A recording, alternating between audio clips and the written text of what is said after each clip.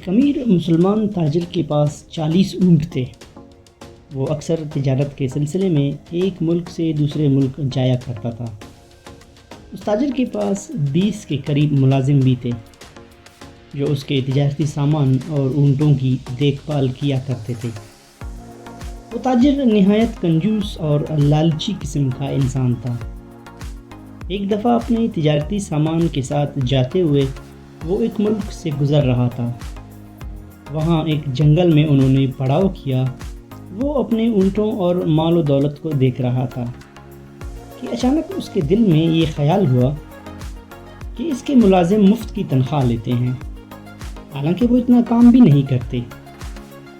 تاجر نے سوچا اگر وہ اپنے ملازمین کو کام سے نکالے تو اس کا بہت سارا پیسہ بچت ہوگا، کیونکہ وہ خود بھی یہ 40 اونٹ سنبھال سکتا ہے۔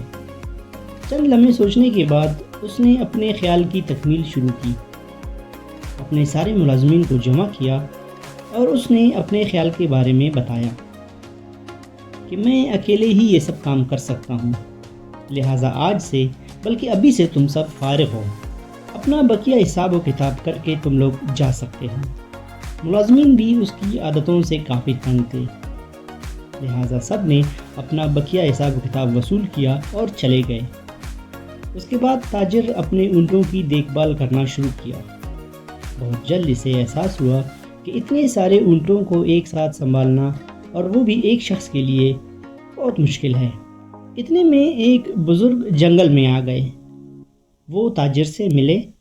بزرگ نے پوچھا، اے بندہ خدا، کیا کر رہے ہو؟ اتنے پریشان کیوں ہوں؟ تاجر نے کہا، بزرگ بابا، مجھے اپنا تجارتی سامان فلاں ملک لے کر جانا ہے، مگر میرے اونٹ جنگل میں بکھر گئے ہیں۔ بزرگ نے کہا، کوئی بات نہیں، چلو انہیں اکٹھا کرتے ہیں۔ پھر بزرگ نے تاجر سے پوچھا، ان اونٹوں پر کیا لدا ہوا ہے؟ تاجر نے کہا، بزرگ بابا، یہ سب تجارتی مال ہے۔ بزرگ کہنے لگے، میرے پاس تمہارے لیے ایک مشورہ ہے۔ تم یہ سارا مال اونٹوں سے اتار کر یہیں پھینکو اور میرے ساتھ چلو۔ میرے پاس سونے کا ایک ڈھیر ہے، وہ اونٹوں پر لاد کر لے جاتے ہیں۔ تاجر بہت خوش ہوا اور دل میں سوچنے لگا کہ مجھے اس سے زیادہ اور کیا چاہیے۔ پھر بزرگ کہنے لگے، لیکن میری ایک شرط ہے، سونے کا آدھا حصہ تیرا ہوگا اور آدھا حصہ میرا ہوگا۔ تاجر نے فوراً یہ شرط منظور کر لیا۔ خیر، وہ دونوں گئے اور ایک پہاڑی کے غار میں داخل ہو گئے جہاں سونے کا ڈھیر لگا ہوا تھا۔ دونوں نے بہت محنت کی اور سارے اونٹوں پر سونا لاد دیا۔ آگے روانہ ہو گئے۔ شام کو وہ ایک جگہ پہنچے اور وہاں آرام کرنے لگے۔ تاجر سوچنے لگا، اونٹ میرے، محنت میری، اور یہ بزرگ مفت میں آدھا حصہ لے کے جا رہا ہے۔ جب صبح ہو گئی، تاجر نے بزرگ سے کہا، بابا، تم یہ سونے کا آدھا حصہ لے کر کیا کرو گے؟ بلکہ تم اس میں سے ایک حصہ لے جاؤ اور 3 حصے مجھے دے دو۔ بزرگ نے کہا، ٹھیک ہے۔ وہ آگے چلنے لگے۔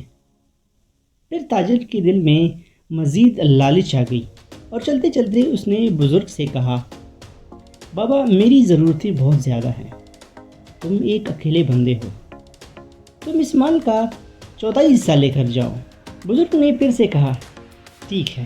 ایک جگہ وہ رکے اور آرام کیا۔ رات بھر تاجر سوچتا رہا کہ یہ بزرگ ہر بار جلدی مان لیتا ہے، ایک دفعہ پھر مجھے ان سے بات کرنی چاہیے۔ صبح ہو گئی، وہ مزید آگے بڑھنے لگے۔ تاجر ایک مرتبہ پھر بزرگ کے پاس گیا اور بزرگ سے کہا، بابا، ایک مہربانی یہ کرو، یہ سارا مال مجھے دے دو، یہ سونا تمہارے کسی کام کا نہیں ہے۔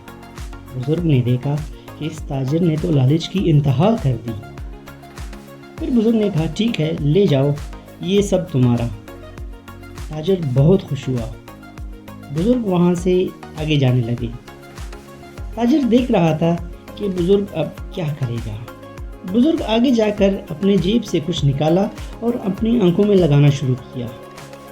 تاجر جو یہ دیکھ رہا تھا دوڑتے ہوئے بزرگ کے پاس گیا اور کہنے لگا، بابا، یہ کیا ہے؟